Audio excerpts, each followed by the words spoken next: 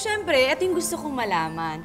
Habang lumalaki kayo at na-realize nyo, syempre, hindi na malingid sa kaalaban ng mga nakapaligid sa inyo na yung tatay nyo is gay. Syempre, minsan yung mga tao ngayon mapanghusga. Parang wag ko na lang sabihin na ganito o kayo yung tipo na, I don't care, tatay ko to, mahal ko to, gagawin ko lahat. At kung yung sabihin ng ibang tao, importante kung paano yung trato sa akin ng tatay ko. Si Daddy kasi po, hindi naman siya masyado nakikita sa TV. Nasa likod siya na. So, paano pag may kasama ka mga friends or kaya nasa school ka, tapos si mamo makikita nila? Lumaki naman po ako na hindi nila tinatanong. Nung mas tumatanda na ako, syempre, parang doon na sila curious, parang, asan yung mommy mo? Yung ganon. Parang nagtatanong na. Sabi ko, wala akong mommy. Yung ganon. Parang siya lang. Ikaw pa, syempre, Ignacio is nakikita sa telebisyon, komedyante. Paano treatment yung ginagawa mo para... Kasi po, I never identified him as gay. I identified him na, this is my dad na may talent. So, Paano kung wala akong talent? May talent. Kasi may talent siya. Dad na walang talent. I didn't have to defend him. Parang wala akong, like, why would I have to defend my dad? Dad ko siya No one could bully me about it You know, yung tatay mo nagko-comedy, kita mo, kung mako-close up lang natin yung mata niya, teary-eyed ka. Masakit lang puyat to. Hindi, pero alam mo, totoo yan.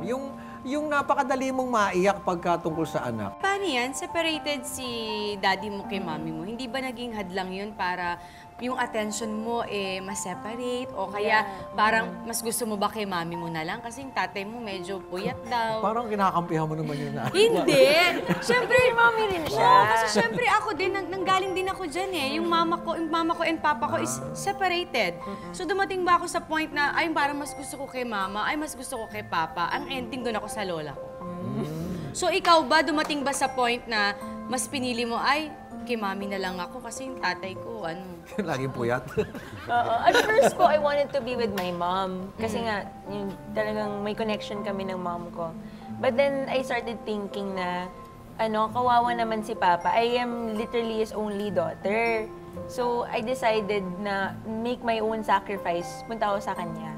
I'm his only daughter. And my mom has my two sisters that she needed to take care of at the time. So, I stay with him. This time maging seryoso ka naman, Arnel Ignacio. Anong masasabi mo doon para manggaling sa anak mo na handa niya i-sacrifice yung sarili niya para lang makasama ka niya? Pero sa toong buhay, gusto niya kasama yung mami niya. Parang yun na yung greatest reward mo na hindi mo may expect.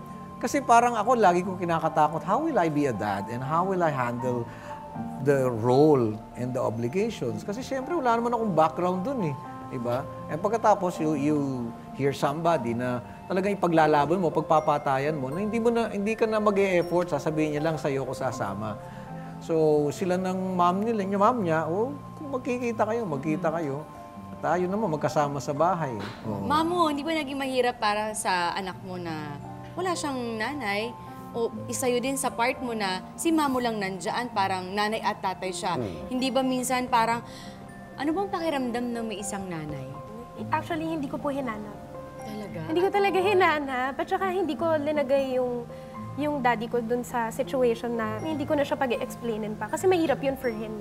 Tsaka mahirap din on my part kasi single dad. So, dalawang role mo. Pag mga ganitong usapin, dapat makananay ang atake. Pag ganitong, dapat makatatay.